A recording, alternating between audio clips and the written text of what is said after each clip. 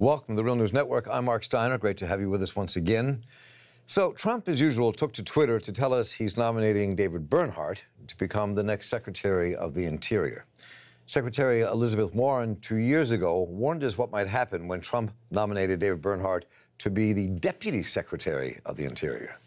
Mr. Bernhardt has shown that he is unwilling to fight for the long-term conservation of our public lands and the responsible use of our public resources. By his own admission, he intends to be a big business yes man for the Trump administration's extreme disregard for our environment and the human lives that are affected.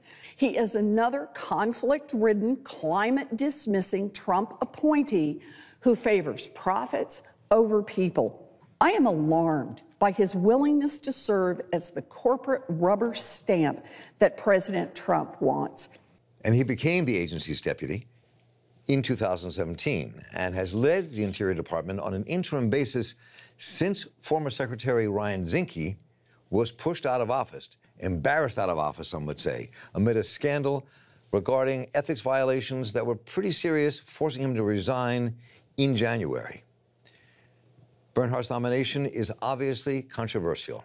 Vicki Wyatt, lead climate campaigner for Greenpeace USA, said, quote, "The ethical questions surrounding David Bernhardt and his commitment to pandering to oil, coal, and gas executives make former Interior Secretary Ryan Zinke look like a tree-hugging environmentalist in comparison.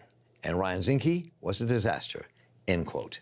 Now juxtapose that with Mike Summers, who is president of the American Petroleum Institute, who told reporters Monday that, quote, "We have always been supportive of acting Secretary Bernhardt. We supported his nomination and would support him if the president decides to nominate him to be secretary." Well, all that obviously did happen. Now, as a lobbyist, Bernhardt represented Eni Petroleum, Sempra Energy, Halliburton Energy, we've heard that name before, Targa Energy, and Noble Energy, to mention just a few of his clients. The Senate's sure to confirm. So where does this leave us? Where does the battleground take us? And what does his being Secretary of the Interior portend for us, for our environment, for the future of energy, and all the policies surrounding it? Joining us today is Jesse Coleman, who is senior researcher at Documented. And Jesse, welcome back to Real News. Great to have you with us. Good to be here. So Jesse, where does this leave us? And clearly, I mean, there'll be a battle in the Senate. The House will raise issues in the Natural Resources Committee that Congressman Grijalva runs. But I think clearly, if you were a betting person, you'd bet that Bernhardt's going to be the next Secretary of the Interior. So where does that leave us? And what is the battleground? Well, I think it's extremely likely that David Bernhardt will be the next Secretary of the Interior. You have to realize that where he was before, in his seat as the Deputy Secretary, he really had a large amount of control over the Department of the Interior, especially given who Secretary Zinke was, the previous secretary. Secretary Zinke was the guy that would go and ride around on the horse around D.C., but David Bernhardt is the guy who has been a lobbyist for 15 years for oil and gas companies. He knows the Endangered Species Act inside and out, and he knows exactly how to roll back regulations in a way that are now benefiting his former clients. So in a sense, there's not going to be much of a change in direction at the Department of the Interior because Deputy Secretary David Bernhardt had so much power. He's just going to now be in the hot seat, so to speak, where he'll come in front of the Senate, he'll come in front of the House, and have to answer questions. I mean, because what you just said is really important here. I mean, because Bernhardt, from what I've been reading about him, was really the nuts and bolts guy at Interior. He's the one who made many of the decisions.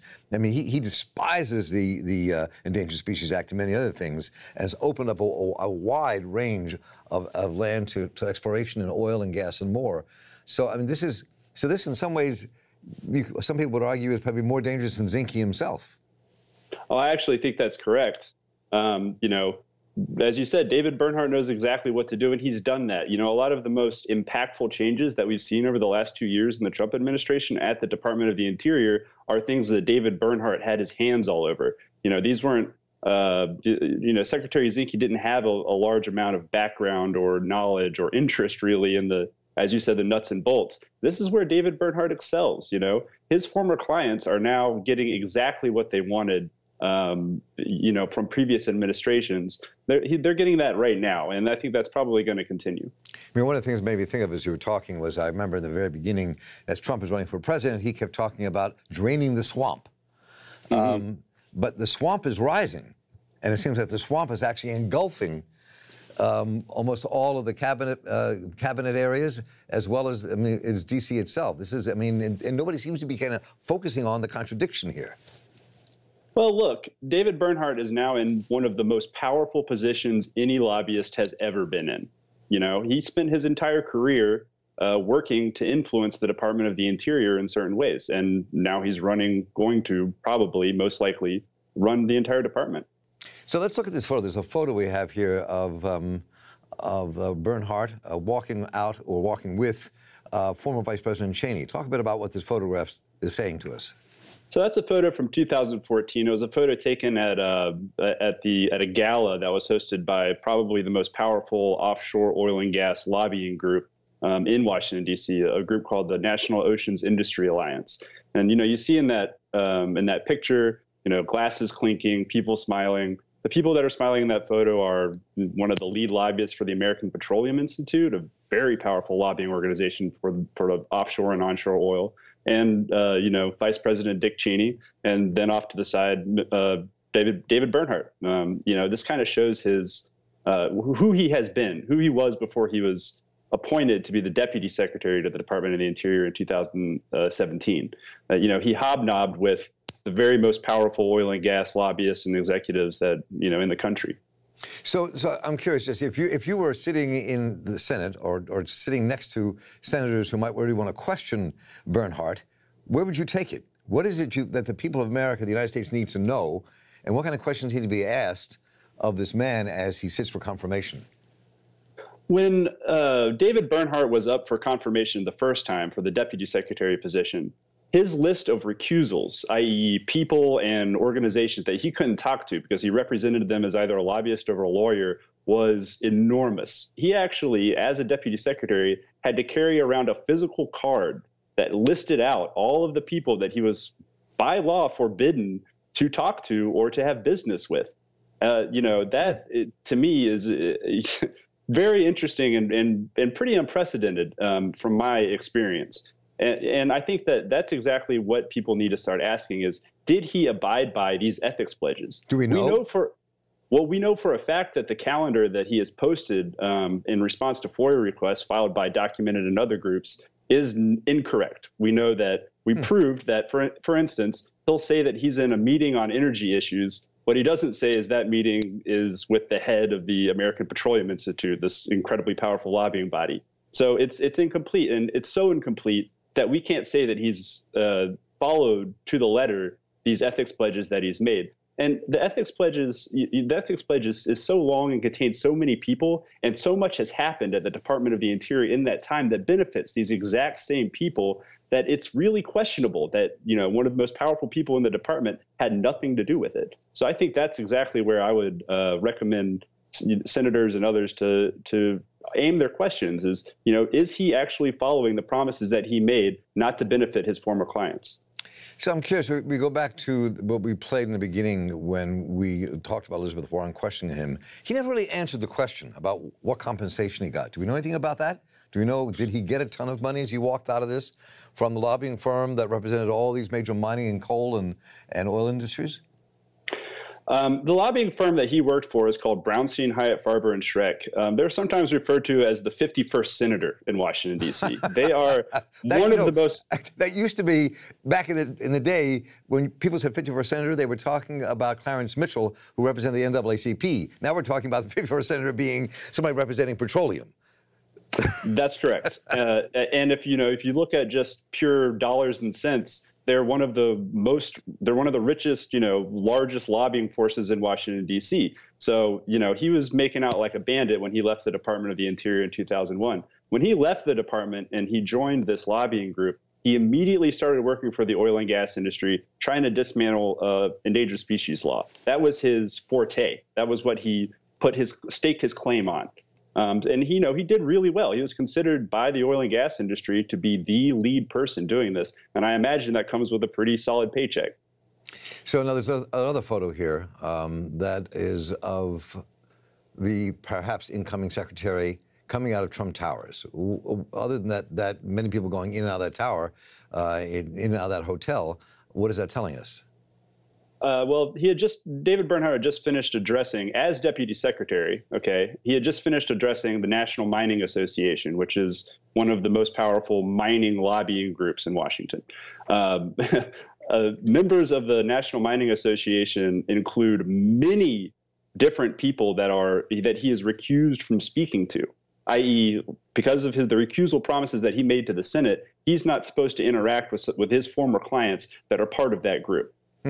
What was going on there at the Trump Tower was the annual meeting of the National Mining Association, and David Bernhardt spoke with them. He gave a speech. You can actually see from the notes on his pad from that picture that he wrote down the number of a lobbyist for a mining firm. So it just kind of goes to show you that even as deputy secretary, he kept up these old allegiances and alliances. So how does he get away with that? I mean, how does that not stop? How is that not exposed? Well, it is exposed, but the truth of the matter is that ethics and recusal pledges are very complicated, and they were weakened by the Trump administration. Actually, David Bernhardt, when he was initially confirmed by the Senate in 2017, said, under President Obama's ethics laws, I would not be allowed to be in this position. And I think that's really telling. The rules have been weakened to a point where an oil and gas lobbyist, lifetime lobbyist, is now overseeing the very people that paid him just a couple years ago and may yet pay him again when he's done with his service here. So this is swamp drainers at work. Yeah. Right? The contradictions abound. So I'm curious what you think as an activist and researcher. Since it's fairly certain that he will become Secretary of Interior unless something amazing happens and people do not back him on the Republican side, which I clearly doubt. And we'll see what some of the Democrats do or don't do. But if he's Secretary, then what do people on the outside do? What do people on the inside do in terms of elected officials who could actually question and push things inside the Capitol? But what do people do on the outside of the Capitol, given all the things they've already done, which is pulling back on regulations and making it really dangerous for the future? So what are the kind of tactics you see that can be used after you become secretary? Well, as you said, the best way to fight this culture of corruption that's developing in the Department of the Interior is sunlight.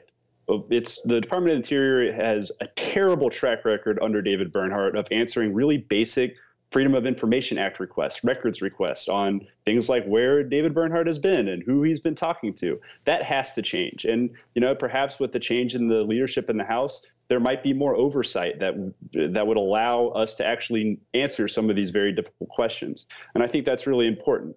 And that's where I would channel my energies.